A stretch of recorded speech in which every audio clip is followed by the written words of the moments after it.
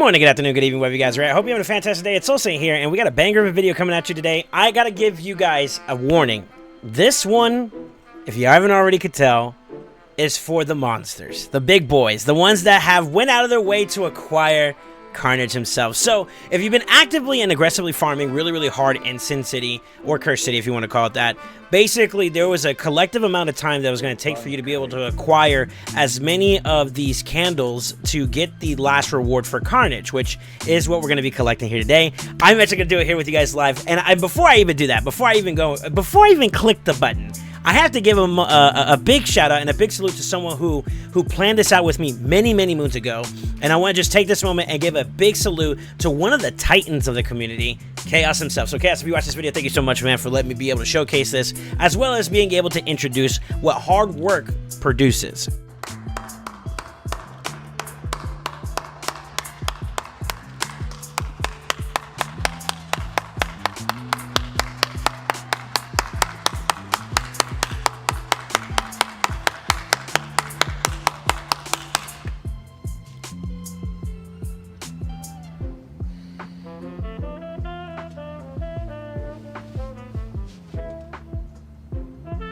And I got to give a big salute to you. I mean, you're doing way better than I am when it comes to farming in Sin City. And I mean, you could tell the very first day, and this is the day of the first day that you could possibly get him.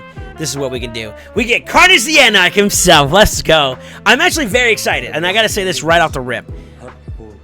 I have no idea what I'm gonna do with this guy, and we're gonna do a quick breakdown. I think I did a video on him many moons ago. I gotta go find him. That's how nervous I am right now. It's so, there he is.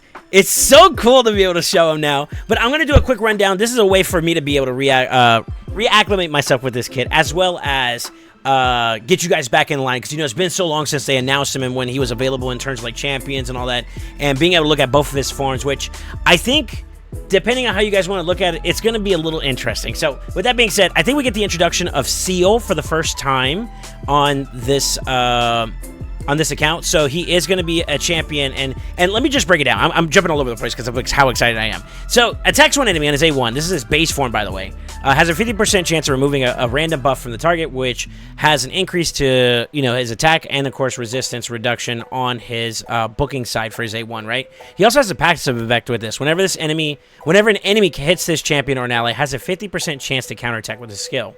This chance increases by 10% for each debuff on the opponent.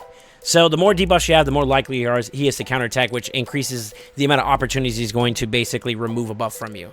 Secondly, on his second form, which is where the big sauce kind of comes from, he has a chance to attack one enemy 2 times, or not a chance, but he attacks an enemy 2 times. Before he does it, he swaps HP with an enemy, then steals all buffs from them. Also transfers all debuffs from this champion to that target, and then places a seal debuff on them for 2 turns. This debuff cannot be removed.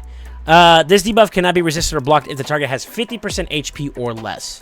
So, can't be blocked, can't be removed, can't be resisted. So basically, accuracy wouldn't be too much of a problem. Now, keep in mind these damages, this damage calculation that you're gonna be able to do. Now, I'm gonna go ahead and kind of deviate here. This is kind of one of those like hidden abilities that you really don't see much of. So, we have CO, which is on the base form. It basically blocks effects from gear sets, masteries, accepts stat boosts granted by artifacts and accessories, as well as masteries that are that only boost stats like Blade Discipline, Flawless Execution, etc. Master Seal is the enhanced version of this debuff, which additionally blocks the effects from Blessings, except stat boosts. So basically, Polymorph being a problem, and all those other factors that you would normally have when you're dealing with the enhanced version are negated. Additionally, whenever you're doing things like normal seal, I'm pretty sure like you get everything else on top of that with the master seal, but the normal seal gives you a little more clarity about like basically gear sets and things of that sort being able to hurt you, like Frost set. If you were to get attacked, you free somebody, right? Or Frostbite or something along those lines, right? Those type of sets no longer have any application because they're sealed away. The seal and master seal debuffs don't block effects that were activated before these debuffs were placed. So anything that was already established it doesn't intrude on that. So kind of interesting little mechanic to kind of keep in mind. Now, with that being said, he also has on his A3, which is really crazy. It blocks passive skills as well as block active skills on the first hit and then the second hit, respectively. The debuff cannot be removed, which is kind of interesting too, so it's perma. And then, of course, he has the ability to steal 100% of the target's turn meter. Now, this is very scary because we already deal with the champion or champions that are similar, but more particularly Armands, who came out and his ability to lock people down and do things have been really, really like oppressive, right? So having another champion that can also steal target turn meter is ridiculous. It's crazy. Now, before we go into the second form, he also has a debuff spread, taking one random debuff from the target and placing it on all enemies. Whenever he kills an enemy, has a 100% chance of doing this. Taking all debuffs from the target and placing them on all enemies, it cannot be resisted. So, doesn't matter if you have high resistance, he's going to get through it, and he's going to spread. Now, on the second form, this is where it's kind of spicy, and this is where we're going to get really, really excited for it. He heals himself, as well as whenever he's counterattack, he has a 50% chance of doing it, and it increases for the debuffs as well. Very debuff-centric, as you can obviously see. Then he has a hit all enemies, which will ignore shields. So I'm going to be playing into this quite a bit. I'm going to see if we can nuke and go home.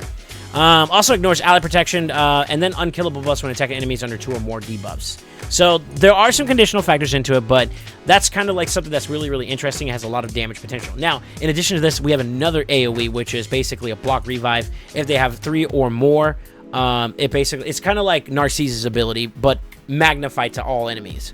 And then it also heals himself too, which is kind of crazy. Now, his scaling across the board is attack and accuracy based, so we are going to try to do a little bit of both into that build. He increases in crit damage for every 3 points of accuracy, so building up accuracy doesn't necessarily take away from your builds in terms of damage output, which is very, very strong.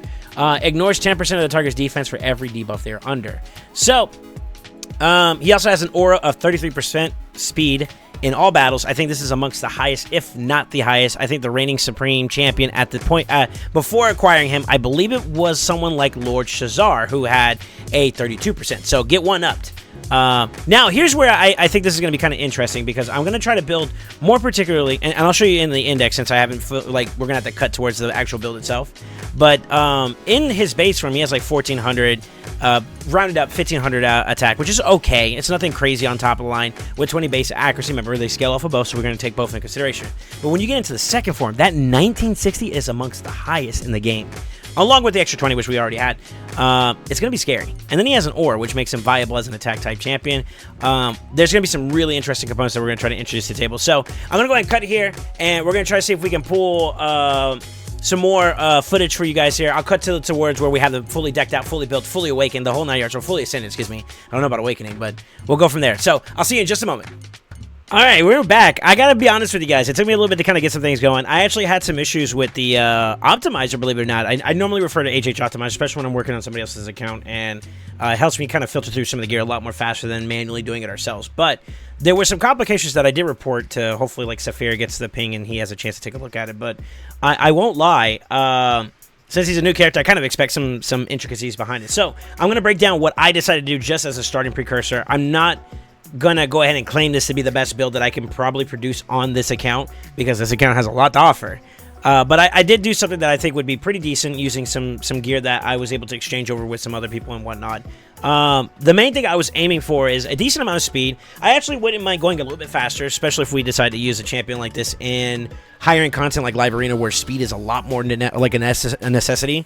But the main premise around it is just get him in a decent build for speed, as well as enough damage, which is going to be based off of crit capping, and then of course crit damage, and then a little bit of attack. Now, I did try to slot in some extra stats here, and I'm just going to go ahead and show you guys. I pulled an accuracy banner that had accuracy rolls on it with speed and attack percent. So obviously we have some places that we can oil up and all that great stuff, but I could technically just go full attack and swing into it. But I was thinking about it, particularly on the second form, that every single point of crit rate he gives you extra crit damage, and that actually will add up. Now, I don't think that shows up here in your total stats when you're first looking at his form, but I will say this: when I changed, like when I first built him up with what I had, I was like, okay, 6.6 is like for an in-game account, it's okay. It's not like crazy good, right? 285, not that crazy good.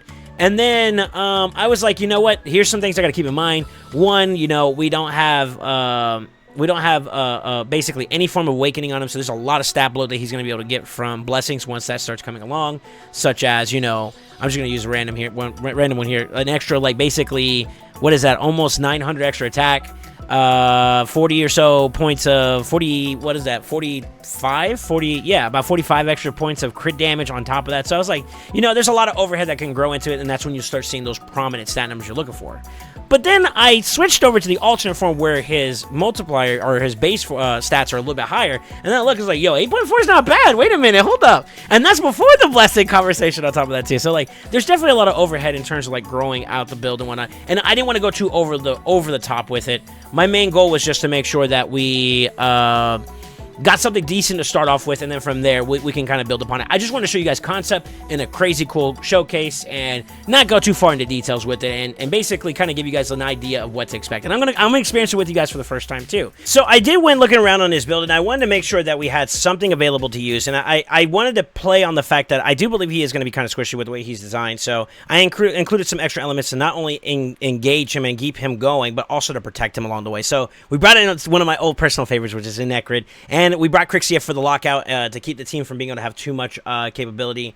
And basically, one thing that I would like to kind of like test and consider is how Seal applies, or better yet, let's see if there is anything here that we can use that might be valuable from another standpoint. I might try to play through Seal first and see how it feels, and see how it locks out and deals with champions. Now, keep in mind, like we said before, Seal has a different approach to how it negates a lot of factors like masteries and artifact sets and whatnot. So we're going to try to play into that. It doesn't necessarily lock out passes or anything around those lines, so that's something that we got to watch out for. But I am going to try to see if we get some value there to see if maybe we can kind of beat them up here. We may try block active skills first and then into the Seal side of things for other areas. I think, honestly, what I'll try to do is I'll try to find more more champions that have like sheep, for example, to see if Seal would be a way to negate that opportunity. So now, shall we begin? Let's get into it. I don't have any actual presets here, so I'm actually going to go ahead and manual this here. I just got them together in that for the sake of this video. So let's see. I'm going to go ahead and lock him out first and foremost. We are going to immediately inject him into this. Now, if I can get the block actives and the block passives, he immediately dies. And then he's spread the debuff, which is kind of nice, right? That gives us a little bit of like an opportunity to be able to manage this quite well. So having this control and being able to do it, you see the counterattacks. He's very active, as you can obviously see. Now I am gonna go ahead and transform. I want to see what his main damage ability is gonna do here. I'm gonna slow down the run here. We're gonna go ahead and try. Let's see. Let's try. Do I want to go the A3 or do I want to go the A2? They both are basically enemy or attacks all enemies type value here. I'm actually gonna go ahead and pull up his infographic from the Hell Hades website if you guys want to take a look at it. I'm gonna switch to the second form here before we actually pull the trigger. 4 times attack plus accuracy and 2.5 times attack. So the A2 is gonna have the most output in terms of scaling. We're gonna slow it down. I want you guys to see the damage output here. 95,000, 47,000. That's not too bad there. All things considered, I think he's built up in a pretty decently way. Let's see. I actually am going to try to target this one here. What we'll do is we'll take Karnage, lock out the passive on Marishka, and then we'll see if we can seal our boy Armand's there, and I think that might give us what we're looking for. So let's give this a try. I want to just try to explore what the kit itself does. Now, mind you, we don't have crazy high accuracy and all that, so high resistance champions could still be a factor unless it says something around the lines of like this champion cannot be, or this ability cannot be, this debuff cannot be resisted or something around those lines, right? Now, I could just go straight in, just go raw damage and just basically snipe people out. But the main thing I wanted to try seeing is how it feels. Let's see. We got the first hit, second hit. That was a 32,000 and 42,000 hit. We locked everybody out in terms of passive abilities there. So it can't be cleansed either since it's protected. And I don't know if you noticed, we got like a lot of activity there, you know? So what I'm actually going to do from here against a very annoying and obnoxious comp like this, I'm actually going to go ahead and have him inject with Necrit, and since he was under block passives, he shouldn't respawn, you know? And that's the main thing that I care about here. Now, we are going to go ahead, I'm going to switch and try to reset so we get some more active time frames inside this form. I'm going to go ahead and try to see if we could seal our mods. Now, this effect cannot be resisted or blocked if the target has 50% HP or less. He doesn't have it, and we are weak affinity, something to keep in mind. But we did land it there. The debuff spread on top of that, and then we get the counterattack. The counterattack is very active. I don't know if you guys can kind of see that. It's very, very active. Let's see if we can find a obnoxious team here. Even if we got, like, Let's see. What would be a good one? I'm trying to find some more demanding ones. Let's try one that has like ally protection 2 on top of that. Kind of what we're using ourselves. Now, keep in mind with his ability, he does technically have the ability to ignore. He has the ability to ignore, I believe, the ally protection and the shield. So, but they have to be under debuffs. So that's the thing that's kind of like a weird conundrum that you have to work your way into. So it kind of seems like your first form might be the way to set up. And then the second form is where you kind of like really pop off and get the kill. So we'll try to see if we can find some more tankier teams that can kind of go the distance with that. But I think we'll open up with the A3. We steal some turn meter, maybe even kill somebody with some block actives and block passes. It'll spread. We'll get the seal out, and then we'll flip and try to see if we can do some damage. Now, it looks like they're kind of dying without that factor. So we'll see if we can get ahead here. Let's see how this goes. I'm actually going to try to see if we can push a little bit more here. Seems like the area bonuses and all, or not bonuses, but the aura bonuses really allowing our Crixias to get pretty far ahead. We're going to go ahead and try to lock them out. Everybody's locked out, and we removed every single buff, so that's pretty good there. We get counterattacks no matter what. So let's inject. I'm going to go ahead and let's see here. I think what we could do is I'm going to try it on the tankiest champion they have here. Hopefully it doesn't kill him. He did resist it, but he died, which is unfortunate. He's just gonna kill everybody with his own capability here. Let's see. Let's take out Arbiter here next. God, he's so active. It's crazy. You know what? I'm gonna do a throwaway turn here. And since we kind of got him all dead, let's see what he does to an actual nuker here. I want to give you guys as much opportunities to see what this looks like. Now, we do have the block revive. We did have the shield, so I'm gonna do the shield one since he has a shield here. It's also gonna be his biggest punch, right? He hit him for 116,000, which, how many nukers you know they're going to have that besides HP nukers? And even then, that's pretty much their entire HP bar, so. Let's see. We could try one that actually benefits quite a bit from getting, like, counterattack or whatever. We're going to lock him out, though. We're kind of doing pretty good here. Let's see. I'll tell you what. Let's go against one that could technically counter us in the sense of negating our abilities early on.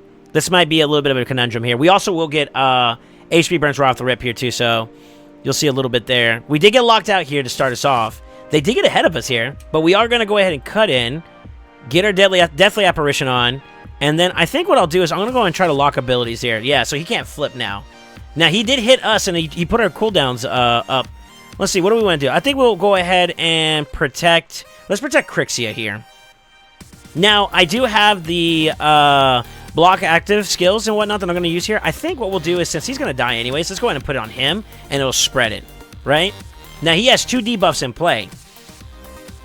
We're going to go ahead and reset here. I'm going to go ahead and reset the team here and give everybody what they're looking for. It's kind of unfortunate that we had this. We did remove the debuffs here, so that's pretty good. Now, we got this spread even more. I'm going to go ahead and inject him. Now, 2 debuffs per person. I think we need at least 3, which is kind of unfortunate. Let me see here. It can't be resistant on targets lower. And then, let's see. Let's try it. I'm actually going to go ahead and take her out. It's going to put the other 2 on. They still got like 2 turns on. We'll go ahead and protect. I don't want to force kill them just yet. That's what I'm trying to be cautious about. So I'm going to go ahead and do this real fast. We'll boost, see if we can get ahead of them. We got 4 debuffs. So now, whenever I transform here, I have basically, it'll ignore ally protection, and it'll ignore unkillable when attacking enemies under 2 or more debuffs, right? So this will definitely do it. If a target is killed by the skill while under 3 debuffs or more, it'll place a block revive. So this right here, I'm against double negative affinity here, so this could be a problem. But if I did kill them, both of them would be block revive. Let's see how it goes. Both got hit. I saw 106,000. I think I saw 61, and they both got blocked revive. This is actually not too bad, man. He's got some output. And this is considering that, like, the build has so much room for growth in terms of, like, blessings, and maybe I could optimize a couple more elements like that include more accuracy, because accuracy on that passive is something really, really saucy. I mean, I don't even know if maybe it would be worthwhile to consider putting, like, high accuracy, like even maybe accuracy primary stat for a chest. This might be a little too over the thought, and this is where, like, optimization kind of comes into play, but right now I have him in an attack percent chest with attack percent as a sub roll. But like this gives options where like maybe you can get accuracy sub rolls in addition to that attack percent, or maybe just accuracy and accuracy, which is kind of what his banner is like, right? Or I wonder if it's just worthwhile just to go straight attack across the board too, right? So I will say, I don't know. It seems like there might be some breath into it. One of the first concerns I noticed is that like he is spirit affinity, so there's always that opportunity to get hit by a to end up hitting with like a weak hit, which we haven't experienced just yet too much for the most part. And even if we did, we still one-shot some people. Let's go ahead and try to find a much more tankier team. I do know that Necrit and Duchess is pretty difficult, along with UDK, and Candrafon is kind of ideal for go second teams. We might try that on. Harma passive is really good, especially when you have like mitigation built up into the passives of like Pythion. Maybe that might be something we consider. Let's try the Harma one first, since that one has like a pretty hefty amount of ignore percent that gets negated from her passive, which makes her team fully tanky. So we'll see what we could do with this. I do know that we do negate her passive, and we are positive affinity against Harma, so that's something to watch out for. And then there's also Mortu who could kind of dunk on us, so we'll have to be a little careful with this. We'll see how this goes. I'm pretty sure we're going to be faster first and foremost, because that's the intent behind this team. I'm going to go ahead and try to start off with Lockout, which we did hit. Let's go ahead and do this next part here. I am going to go ahead and start off the fight with... Let's see, how do we want to do this? We could try... Let's try it on Mortu, because he has a passive that's kind of annoying. We still hit it. He did get the fiery passive proc, so I'm curious to see if maybe that plays a negative for us or whatever. Let's see here. Can decrease the people's turn meters a little bit, give some extra debuff value there. I'm gonna go ahead and the swap is kind of interesting with him. I wonder, it says the steal debuffs, right? Steals their buffs, right? I wonder if we can grab this. Debuff blocked, so it was just out resisted there, it looks like. Okay, that's alright, that's alright. We're gonna go ahead and have him tag up Harma just a teeny bit. We got a debuff spread too on top of that. I don't know if you guys noticed that. Alright, let's see. I want to see if maybe we can get him active with the seal as well. Not gonna lie, having a Crixie is kind of OP. I'm trying not to point it out, but she's kind of nasty too as well. Let's get seal in play. I'm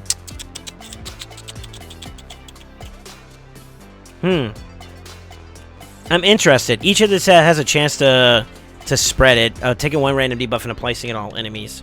So this hits it 2 times. The first one might actually, I don't know. We'll see how this goes. I'm actually gonna place it on him and see what happens there. No, we ended up killing him, but we did get the seal across the board. So the seal is also on play.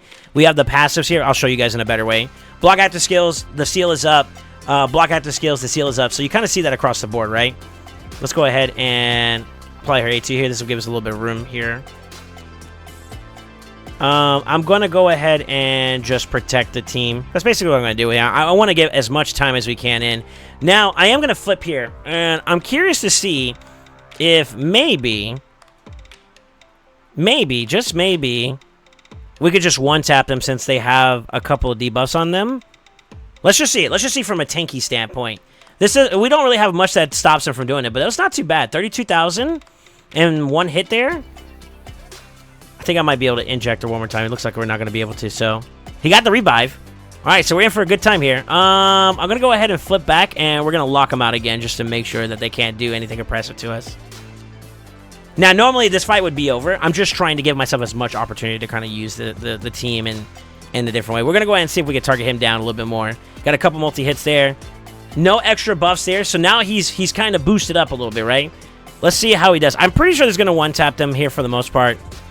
100,000, 89,000, and Harma still held up, believe it or not. But then she counterattacks, and then we counterattack in response to it, making it a little bit easier. But that's not too bad for like a tankier type team. Let's see. Let's try going against this team. They do have a annoying champion in Sigfriend who has like since his buff, he's been really strong, really prominent in the meta, very oppressive, very difficult to deal with because you have to deal with his passive, or you need champions that can ignore his passive, for lack of a better word. So we'll try to see if Karnage maybe can placate that with the ignore portion of the ability. Let's go ahead and start off with the lockout. This is for the sake of giving us the opportunity to kind of play with Karnage's kit in mind. So let's go ahead and start here. I'm gonna try putting it on him, but I think it might kill him here. It got redirected too as well. I forgot about UDK being in place, so the passive is there. Now he can't stop it. So I'm actually gonna try this. We're gonna flip. Now that that's no longer a problem, we're gonna reset the team here. I'm gonna boost here since we're already kind of fast. And now we're going to try to block passives as well as the active skills. Now, he might end up getting the trigger before because it's also doing damage on top of that with the first hit. That first hit might actually push him into that. And see, look, we got the active skills, but we missed the opportunity to land the block passive skill, so he got it. So it's a little bit of an RNG, especially with him being negative affinity, that could be kind of troubling. I believe that might have been a weak hit here. You might want to slow down the video and take a look for yourself. If you see this said weak hit, then that might be a thing. I'll try to see if I could slow it down. Maybe we'll give ourselves an opportunity here. So I am going to go ahead and seal. Let's just seal him for a little bit here. And then pass it across the board. We're going to inject him in again. Let's see if we can land it this time. So the first hit tries to place the block actives. And I think that first hit got weak hit. So debuff spread. I think he already has it on him, so it doesn't really matter here this round. Yeah, now it's on him because we got the spread from when we hit UDK. So that debuff spread is kind of nice. Now, keep in mind, there's no poly here, so we wouldn't be able to see the true value of seal there, but I believe that's where you would kind of get that feeling, that aspect behind it there. Let's go ahead and wait patiently. I'm actually going to speed this up a little bit. I'm trying my best not to just straight up kill everybody, which is kind of what we're getting there. Oh, we got a stun by Sun Wukong, giving himself a little bit of value here. Respectable. Not really, but we'll go ahead and throw a decreased turn meter here. Too bad I don't have the resetting spaghetti again, but I'm going to go ahead and transform here. And we're actually going to take away his block damage that he got from his passive. It also is going to lock him out a little bit here. So let's go ahead and just keep them down as much as possible. Matter of fact, I'm just going to go ahead and hit you. Since you got your block passes, we get you out of here. The main person I want to deal with is our great friend over there, Siegfried, who has been ever elusive. So let's go ahead and buff him here. Now, at this point, we shouldn't have anything proc. I believe he's on cooldown anyway, so it doesn't really matter. But basically, with block actives, if you landed on that first try, even though he is negative affinity, if you do so happen to succeed in that, the opportunity just to go straight through him and kill him and proc nothing is kind of ideal, you know? Also, since his passive was locked and we just got rid of Sun Wukong, he is the last one standing, so we should have technically seen something happen already there, right? And that's kind of an indicator that, like, he did succeed in doing what we needed him to do here. So I'm going to flip here one more time. We're going to go ahead and reset everybody. It's going to cleanse us up too as well. He's ready to go. We're going to pack a punch with the A2, which I believe does the most damage here. Once again, it's 4 times the attack's times accuracy. And then, of course, Infernal Stars or... let me double check here. I believe his second form here. Let's go ahead and change over. This, the Singularity, I believe it was called, is this highest hitting one. Yeah, Singularity of Pain. So I'm going to hit here. Even though he's negative affinity, I'm going to try to see if we do this here. I'm referring to the Hell Hades Optimizer. It was a weak hit on top of that. So you got to watch out for this. I think that's how they bring him from being too overly powerful, and they brought him back down to earth. If he was Void, he'd be very oppressive because he would have no negative matchup. But this gives you a chance that if you're picking into him, you know, Siegfried still holds up in the sense of that you have to play that chance. Now, it's a chance that technically could still be negated by just RNG, but nevertheless, you want that RNG to be in favor of your side versus someone else's. So let's see if we can find someone that has a little bit of extra poly on the board. Let's try this guy. He has 2 polys on his team, and one's at a 5-star, the other one's at another 5-star. So yeah, this might not be too bad. And I believe both of them are going to be pretty well built up in terms of like accuracy, because that's what you need for both of them to thrive pretty well. Let's go ahead and start us off with a good lockout here. I'm going to go ahead and boost since I think we're pretty far ahead here at the moment. I got polyed myself. That's not good. Let's go ahead and start with, what do we want here? We want to provide Seal. Let's start with Seal. Now, we are positive affinity here, so that's something to watch out for. We didn't kill anybody. Thank God here on that one. But, like, I think what we'll do is, on this one, we'll try to do the A3 here. She still technically has value with her passive in terms of, like, negating a little bit there for us. Just to avoid getting stunned, I'm actually going to go ahead and protect him one more time there. And sure enough, it paid off. Now, I believe he had the seal, so he should still technically pop back up. But, finally, Sheep getting a turn. I'm going to go ahead and block actives and passives here. This should technically kill our friend here, the Mikage. I don't want to kill her just yet, though. Let me see. Maybe, if I do, I think it's going to kill with the first hit. We still might get the spread, though. Let's try it. Yeah, so you still get the spread. I think, honestly, I probably should have maybe done it on the Duchess there? I'm not entirely sure. Here, we'll get rid of you. We don't want you hitting us and constantly trying to stun us all the time. You'll come back at your own time frame. Maybe by the time... Oh, never mind. We're killing everybody. This is not helping. I'll tell you what. We'll just stay in this form for now. I'm actually going to go ahead and transform here. Now, we are negative affinity, but we have a lot of passives and whatnot kind of already taken out. I would say that this would be a good opportunity to do this, but I think for now, since he has a shield, we'll just ignore it and try to do as much damage. We did 124 and 129,000 respectively. Not bad at all. I'm actually going to try to see if we keep finding some more teams here, just a little bit more. Unfortunately, a live arena is not up to as well. I would have tried it there if it was possible, but not a bad experience to start us off. Let me see.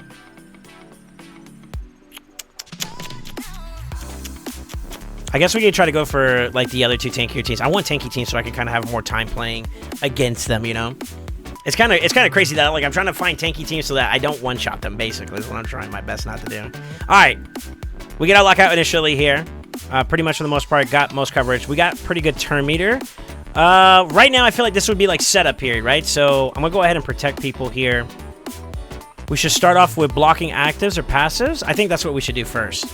So, let's start with UDK. We are positive affinity against it. Actually, let's try... Yeah, let's try UDK. He's going to redirect the first hit. It got resisted, so that's kind of unfortunate. Let's see. We'll try to see if we can keep them oppressed here a little bit more. All right, now what I'll do is we'll try to do it on Seal. That landed there, thankfully, and we got the pop. We killed him, unfortunately, but we did get it to spread, and now it's protected for a good bit. Oh my goodness, the amount of like damage we're doing because of I think the Seal is in play is kind of nutty. And this is just his base form too. I'll tell you what, I'm actually not going to ally attack here. I want to give us some time. I'm going to hold this for right now.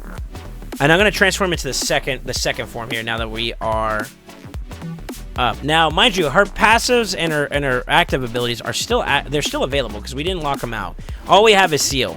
We got resisted on the factor of being able to plant it on someone like UDK, so I guess that was kind of a no bueno. Now, in a team comp like this where you can get a lot of like debuffs on the board, this is not bad at all. I do think that like someone like Shu Zhen is really, really good for this champion to get him into the fight, so they could start off the ball like getting as much done as possible. This is going to one-shot them. We did a lot there. I think we saw like 96,000 and 69,000 respectively. Not too bad, man. Not too bad. I want to try getting it one more time. We do have a sheep here, so I'm actually going to try to get Seal off early, I believe. Let's try it this way this time. I'm just trying to get like a feel of like how Seal feels. Now, mind you, this is not mastered Seal, so it's a little different. It's a little different in that element.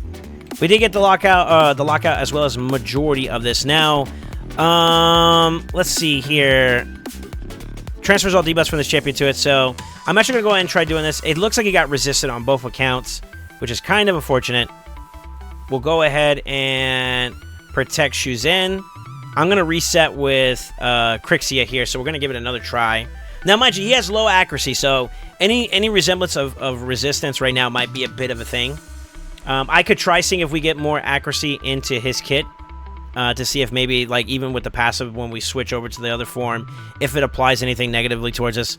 But it looks like we're not going to be able to hit it there. No debuff is spread. So the double resistance there is kind of unfortunate. In a scenario like this, when I first experienced the first time, I think what I would do immediately is just switch over and just try to nuke him down. Especially since we have the lockout in play.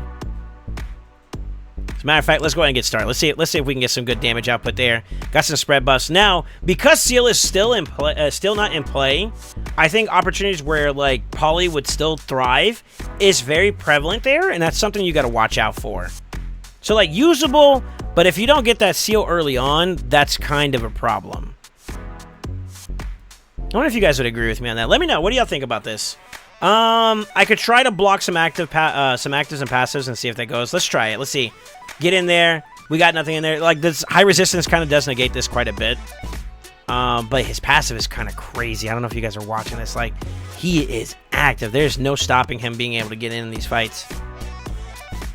I should have held off. I wanted to see him. I want to see him change over with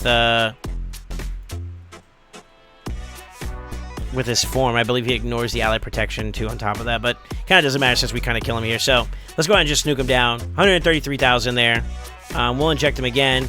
I think there's nothing really here that'll stop us, but I will go ahead and just attack him. get some heals here. We got 0 heals because we're not actually attacking direct health, so shielding and all that will still be a factor. Let's see here. Let's get some just quick hits in. He's gonna have to. We're gonna have to break through it. Or he's gonna have to get his turn here somewhere sooner or later. There we go. All right. So now I'm actually gonna just apply some debuffs here. For right now, well, I don't know. I feel like at this point we just might as well just go ahead and nuke him down. So let's see. Well, I got 72 and 62,000 respectively there in that hit against Ultimate Death Knight. So not too bad. The damage output is definitely there. Playing into the account and playing to the aspect of his abilities, I think that would be the thing that I would need to find more of. So keep in mind that we only have him down to 270, and I really wasn't playing too much into it outside of the banner. Everything else is kind of designed towards just straight up attack, and that's something that we were watching out for. So like maybe a more hybrid build might be a little bit more accommodating. We do have some that has some accuracy into it, but it wasn't like a high priority focus. So if anything, maybe something around those lines could help complement it. I would be hard pressed to see if maybe we could try with like an accuracy chest in Savage. Let's see if we have anything extra here. It looks like we don't for the most part, so we'd have to break the Savage there. And I'm not going to dig too far deep into it because like I want to keep the privacy of the account here still intact. But I did try to give like some quick rundowns and see how it would apply. My first iteration of trying a team that I had to like cut out for the lack of better words, and I'll just be transparent, it was just more so me. He's very squishy, so that's the first problem, right? So you need to make sure you can keep him in. You can either get him into the fight ahead of your team, or you need to be able to protect him, right? And it's very difficult in scenarios. I do rely on like Necro for myself on my own account, and Necro in today's meta is very counterable, and that's kind of a problem. So you need a way to kind of control the enemy while giving Karnage his chance to attack. And then on top of that, too, you're still subject to like the affinity difference, which is another problem, right? There are a lot of champions right now that still would pose a problem, especially if the abilities don't land from Karnage, which is like the passive block passives, which then allows Stay the Blade to stay into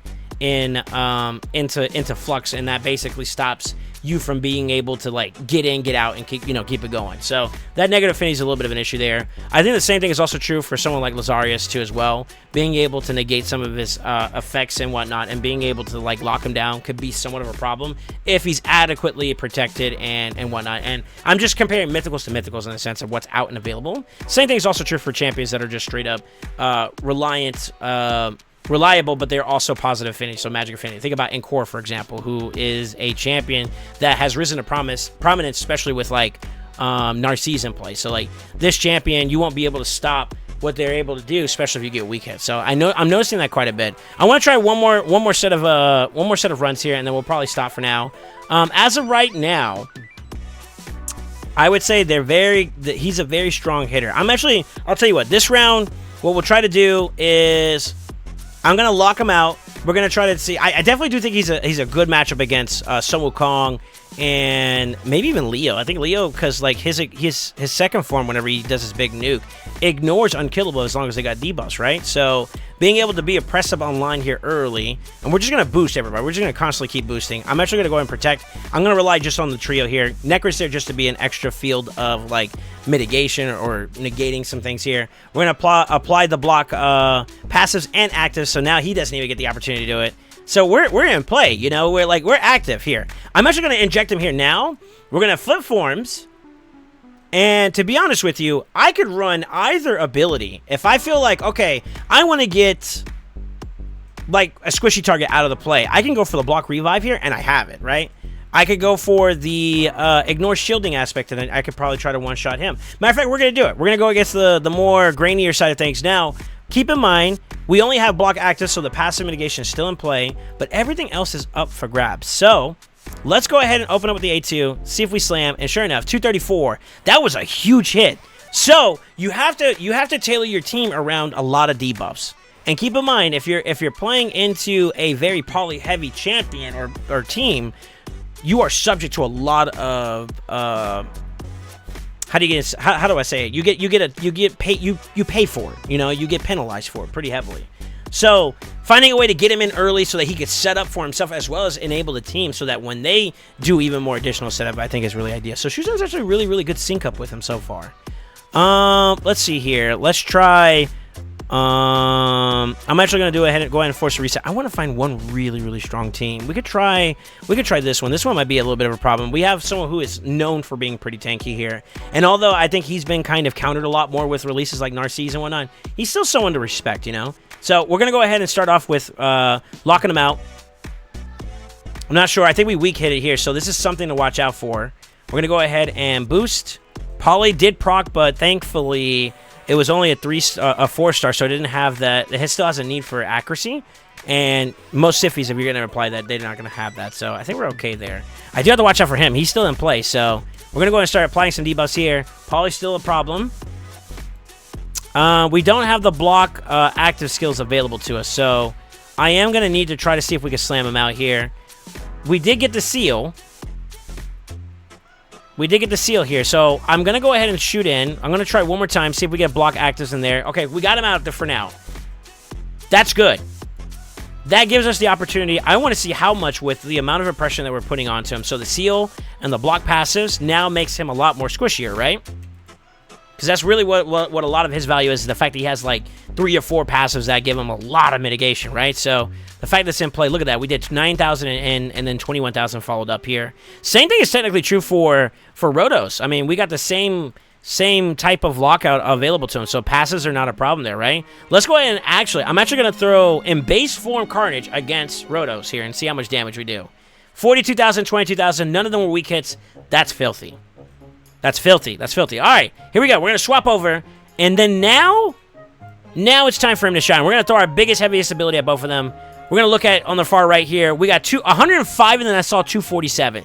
This is not bad. That's a fully awakened Terrace. Fully awakened Terrace. The only thing we took away from him was basically his passives and actives, and then we put Seal, which also may apply to any bonus stats that he may be getting from set bonuses and whatnot. So really good. I am impressed to see this. One more. I like killing Rotoses. If you don't know, I have like a little passion against Rotoses because I fight against them a lot in live arena, and for some god-given reason, they get lucky against me and they get extra turns out the wazoo. It's annoying. Trust me, I've been there. So being able to get good victories on him is always a feels nice moment, right? All right, so we got ahead here. I'm gonna go ahead and protect for right now. We're gonna go ahead and start off by, let's see if we could target a positive affinity effect here. We're gonna go ahead and target her. Got block actives and passives. We only spread a little bit there. So I definitely think that the higher you go into some of these fights and competitions, you're going to need to make sure you have a decent amount of accuracy on them. So I think that you are going to have to tailor your build to include a lot more accuracy. So I think with our first iteration, we learned a lot from this champion, you know? I feel like the accuracy is kind of a requirement to some degree with the way that this is playing out. So this is the big hitter. I guess what we could try to do, let's try to go for the A3 this time. 147, 79,000. There's actually a pretty decent amount of damage there. This guy's gonna hit.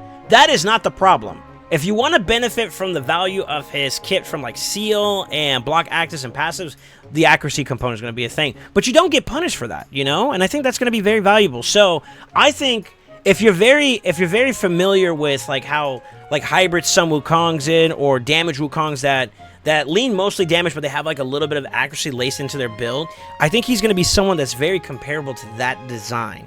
And honestly, I think at that point, you may want to consider adding a little bit more to the element of your stat values. And this is how I would break it down, especially when you're leaning into like the second form. You lean more primary stat heavy, because like there's some builds where you may see like it leans a little bit more heavier to crit damage, or some that leans to the primary stat. I would lean more heavy towards primary stat with a decent amount of crit rate, like crit damage, excuse me. Like you have a little bit, but it's in favor of your primary stat. And then you squeeze as much accuracy in there as well. And then when you flip, you benefit the deficiency that you would normally have from like a more balanced build with crit damage, and it placates that because you're getting the accuracy to kind of fuel into it a little bit. And then that makes your build overall more healthier. And then on top of that, you're still landing your debuffs. I think that's probably going to be the way to go. I think also, considering how squishy he has been and the effects I've had, like when I went against that team that had that first team I went against, I actually used them without Necrit. He got one-tapped basically by supports, you know? Like, Armand's Positive Affinity did some decent damage, and he just fell right over. So, I honestly think that I would consider probably going, instead of banking into trying to, like, give him some extra defense and mitigation there, I might lean more into the accuracy components, because that builds more into his value. You know, you can get some accuracy there. Maybe get some lore steal, maybe even get cycle and magic or something around those lines. Give yourself some efficiency here. Now, keep in mind, I believe he's fully booked across the board here. The only thing that we weren't able to book up was his A1, which has the ignore resistance factor, but everything else on this build is fully booked. So what we get is what we get in terms of like the value. I think if you're trying to lean into the base form quite a bit, you're gonna need a lot more effort in that accuracy department for sure. So you guys let me know what you think. I think this guy's going to be a problem, man. I feel like he kind of can facilitate multiple roles, like an oppressive lockout champion that technically, if you can set him up right, can get around some of the problems of today's meta.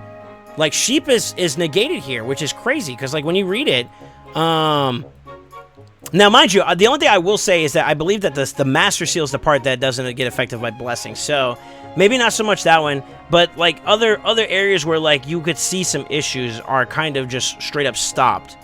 So maybe not so much on the Seal side now that I'm looking at it, but I actually do think that like the form is not bad at all, man.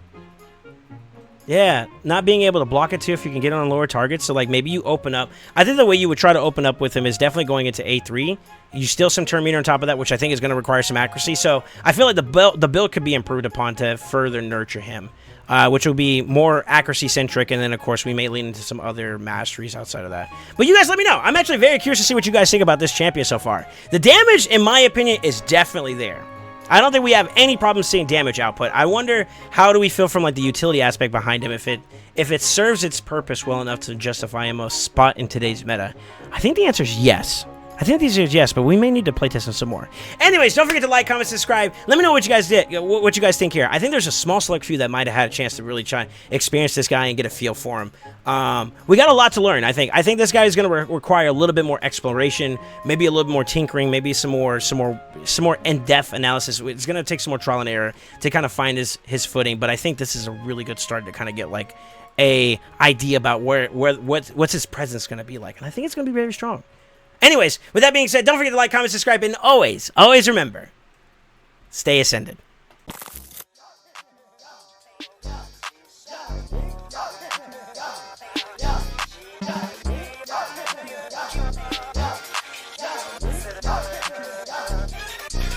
Got the